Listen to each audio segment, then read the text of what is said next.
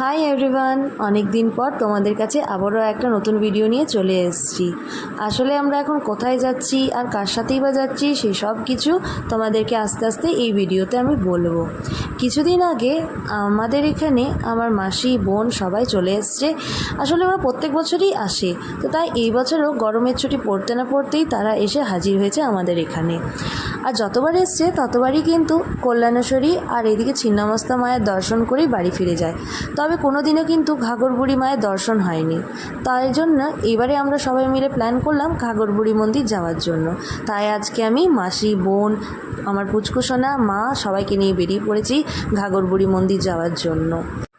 আসানসোল থেকে প্রায় 6.5 কিলোমিটার দূরত্বে অবস্থিত এই মন্দিরটি হলো আসানসোলের সবথেকে পুরনো এক মন্দির। এটি হলো মা কালীর মন্দির। আর এখানে আসতে আমাদের প্রায় সময় লেগেছে কুলটি থেকে 45 থেকে 50 মিনিটের মতো। সেখানে পৌঁছে সব থেকে প্রথমে আমরা হাতে জল নিয়ে পায়ের জুতোগুলো এক সাইড করে নিয়ে এই একটা দোকান থেকে সবার নিজের নিজের পরিবারের নাম অনুযায়ী একটা করে পুজোর ডালা হাতে নিয়ে আমরা ঠাকুরের দর্শন করার জন্য বেরিয়ে পড়লাম। চারিপাশ দেখতেই পাচ্ছ, এখনও খুব একটা বেলা না হওয়ায় সব দোকানপাটগুলো মোটামুটি বন্ধই হয়ে আছে, এক দুটোই খুব জোর খুলেছে। তবে এখানে পুজো দিতে খুব একটা অসুবিধা হবে না, কারণ এখানে প্রত্যেকটা দোকানে শাড়ি সমেত পুজোর ডালা সমস্ত কিছু পাওয়া যায়। মানে 51 টাকা থেকে শুরু করে নিয়ে যেমন যেমন রেঞ্জ হিসাবে আপনাদের ইচ্ছা সেরকমই এখানে পুজো দেওয়া যেতেই পারে। ফাইনালি এখন আমরা সবাই ঢুকে পড়েছি মন্দিরের এখানে।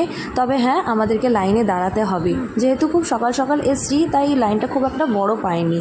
আর এই হলো বুড়ো শিবের মন্দির, আর ওই যে হলো মায়ের মন্দির। আর এখন আমরা দেখতেই পাচ্ছি যে কত বড় এখানে একটা লাইন লেগে আছে মার। যাই হোক, আমরা কিন্তু এই লাইনের মধ্যেই দাঁড়িয়ে পড়েছি।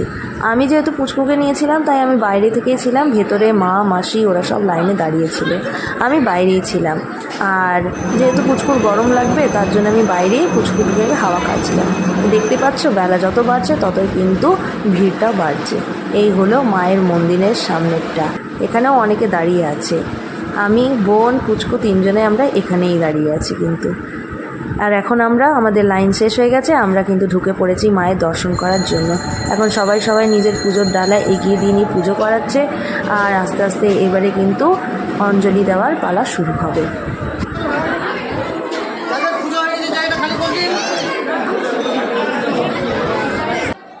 সবার পুজো পাশা মোটামুটি কমপ্লিট হয়ে গেছে আমাদের। এবারে আমরা বেরিয়ে পড়বো বাইরে। বাইরে আরও অনেক ছোটো ছোটো মন্দিরগুলো তৈরি করা হয়েছে, সেগুলোই দেখাবো তোমাদেরকে, তবে সেটা কিন্তু নেক্সট ভিডিওতে।